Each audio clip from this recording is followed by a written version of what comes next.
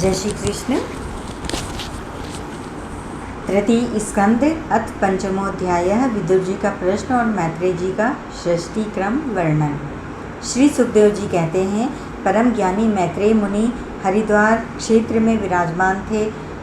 भगवत भक्ति से शुद्ध हुए हृदय वाले विदुर जी उनके पास जा पहुँचे और उनके साधु स्वभाव से आप्यायित होकर उन्होंने पूछा। विदुर जी ने कहा, भगवान, संसार में सब लोग सुख के लिए कर्म करते हैं, परंतु उनसे न तो उन्हें सुख ही मिलता है और न उनका दुख ही दूर होता है, बल्कि उससे भी उनके दुख की वृद्धि ही होती है। अतः इस विषय में क्या करना उचित है, यह आप मुझे कृपा करके बताइए। जो लोग दुर्भाग्यवश भगवान श्री कृष्ण से विमुख, अधर्म परायण और अत्यंत दुखी हैं, उन पर कृपा करने के लिए ही आप जैसे भाग्यशाली भगवत भक्त संसार में विचरा करते हैं।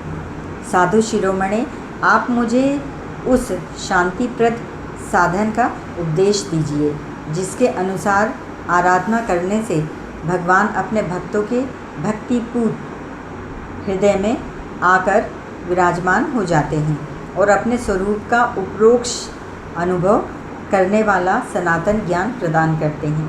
त्रिलोकी के नियंता और परम स्वतंत्र श्रीहरि अवतार लेकर जो लीलाएं करते हैं, जिस प्रकार अकर्ता होकर भी उन्होंने कल्प के आरंभ में इस सृष्टि की रचना की, जिस प्रकार इसे स्थापित कर वे जगत के जीवों की जीविका का विधान करते हैं, जिस प्रकार इसे अपने हृदयाकाश में लीन कर वृत्ति शून्य हो योग माया का आश्रय लेकर शयन करते हैं, और जिस प्रकार वे योगेश्वर प्रभु एक होने पर भी इस ब्रह्मांड में अंतर्यामी रूप से अनुप्रविष्ट होकर अनेकों रूपों में प्रकट होते हैं, वह सब रहस्य आप हमें समझाइए।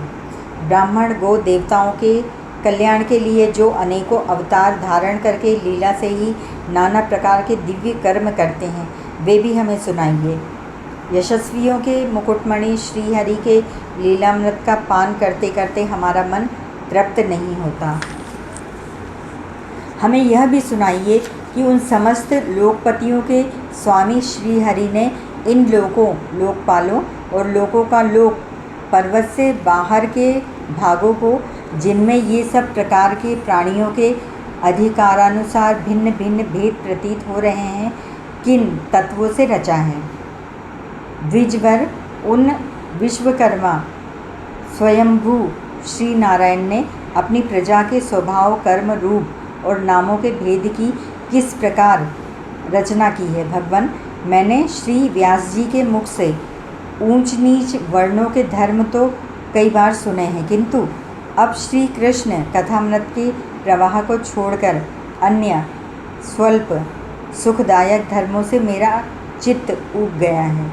उन तीर्थपाद श्रीहरि के गुणानुवाद से तृप्त हो भी कौन सकता है। उनका तो नारद आदि महात्मागण भी आप जैसे साधुओं के समाज में कीर्तन करते हैं, तथा जब ये मनुष्यों के कर्ण रंध्रों में प्रवेश करते हैं, तब उनकी संसार चक्र में डालने वाली घर गृहस्थी की आसक्ति को काट डालते हैं। भगवान, आपके सखा मुनिवर कृष्ण द्वैपायन ने भी भगवान के गुणों का वर्णन करने की इच्छा से ही महाभारत रचा है। उसमें भी विषय सुखों का उल्लेख करते हुए मनुष्यों की बुद्धि को भगवान की कथाओं की ओर लगाने का ही प्रयत्न किया गया है। यह भगवत कथा की रुचि श्रद्धालु पुरुष के हृदय में जब बढ़ने लगती है, तब अन्य विषयों से उसे विरक्त कर देती है।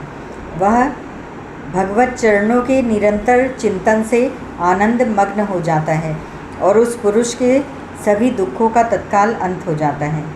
मुझे तो उन शोचनीयों के भी शोचनीय अज्ञानी पुरुषों के लिए निरंतर खेद रहता है, जो अपने पिछले पापों के कारण श्रीहरि की कथाओं से विमुख रहते हैं।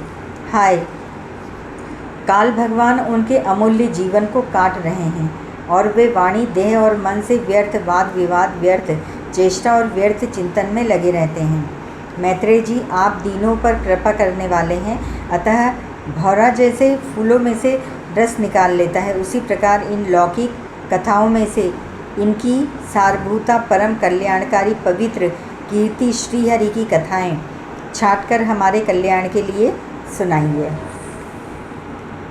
उन सर्वेश्वर ने संसार की उत्पत्ति, स्थिति और संहार करने के लिए अपनी माया शक्ति को स्वीकार करा। राम कृष्ण आदि अवतारों के द्वारा जो अनेकों अलौकिक लीलाएं की हैं, वे सब मुझे सुनाइए। श्री सुखदेव जी कहते हैं, जब विदुर जी ने जीवों के कल्याण के लिए इस प्रकार प्रश्न किया, तब तो मुनिश्रेष्ठ भगवान मैत्रेय जी ने उनकी बहुत बढ़ाई करते हुए यूँ कहा।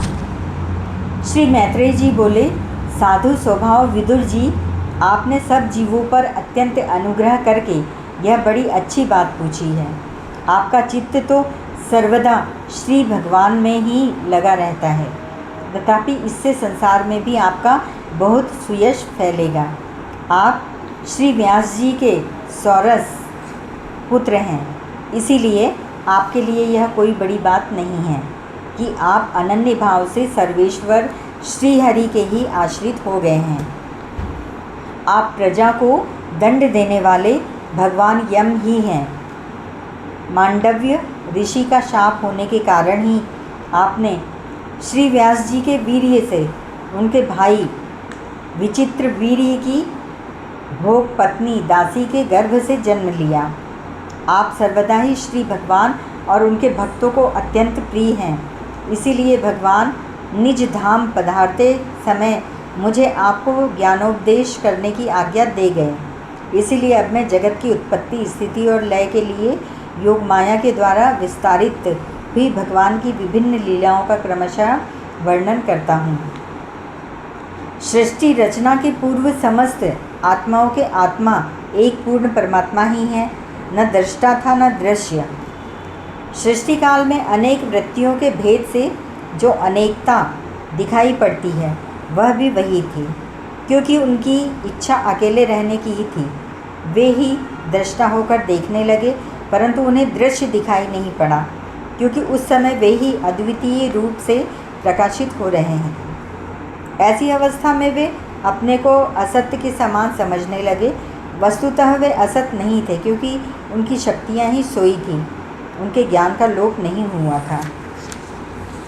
यह दृष्टा और दृश्य का अनुसंधान करने वाली शक्ति ही कार्य कारण रूपा माया है। महाभाग विदुर जी, इस भावाभाव रूप अनिवर्चनीय माया के द्वारा ही भगवान ने इस विश्व का निर्माण किया है। काल शक्ति से जब यह त्रिगुणमयी माया क्षोभ को प्राप्त हुई, तब इन इंद्रियातीत चिन्मय परमात्मा ने अपने अंश पुरुष रूप से उनमें चिदाभास रूप बीज स्थापित किया।